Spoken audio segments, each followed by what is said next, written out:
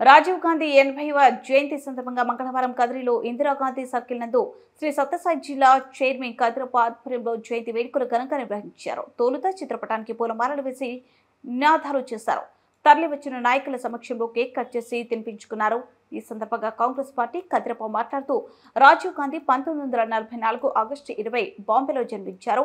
40 సంవత్సరాల వయసులో ప్రధానమంత్రి అయిన రాజీవ్ గాంధీ భారత ప్రధానమంత్రి పదవి నిర్వహించిన వారిలో అతి పిన్న వయస్కుడు. భారతదేశ ఐటీ టెలికాం రంగాల పితామహుడు. మాజీ ప్రధానమంత్రి Rajiv Gandhi computer man of India అని కూడా రాజీవ్ గాంధీని పిలుస్తారన్నారు. ఆయన హయాంలోనే దేశంలో ఐటీ టెలికాం విప్లవానికి పునాదులు పడ్డాయన్నారు. 21వ దశాబ్దంలో దేశాన్ని కొత్త దిశగా నడిపించి దిశానిర్దేశం చేశారన్నారు. దేశ ప్రధానిగా ప్రతిపక్ష నేతగా యువతరంలో శక్తివంతమైన మార్పును రాజీవ్ గాంధీ ఆకాంక్షించారన్నారు. ప్రపంచంతో దేశం పోటీపడేలా అడుగులు వేశారు. ఆచరణలో నేటి తరానికి మార్గదర్శకంగా నిలిచారన్నారు.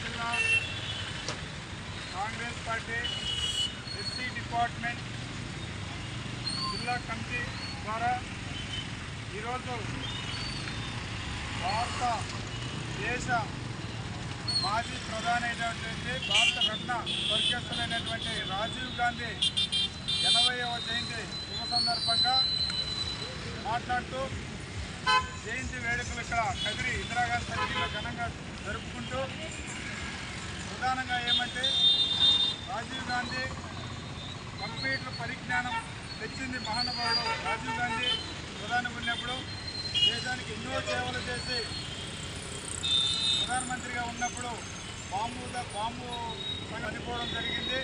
అదేవిధంగా ఓటెక్ అనేది 21 సంవత్సరాల తర్వాతే వచ్చేది. దాన్ని కూడా 18 సంవత్సరాల గురించి ప్రతి పౌరునికి ఓటెక్ అనేది 18 సంవత్సరాలు వచ్చింది. తర్వాత 18 సంవత్సరాల తర్వాత కల్పించారు. కాబట్టి ఇలాంటి సంగతి చాలా బాగున్నటువంటి మన రాజీవ్ గాంధీ గారు ఏళ్ళలో కాంగ్రెస్ కూడా చాలా బాధాకరమైన విషయము. అతని జయంతి వేడుకలు చాలా ఘనంగా జరుపుకోవడం జరిగింది కాంగ్రెస్ పార్టీ ఆధ్వర్యంలో ఎస్సీ డిపార్ట్మెంట్ ద్వారా సత్యసాయి జిల్లా.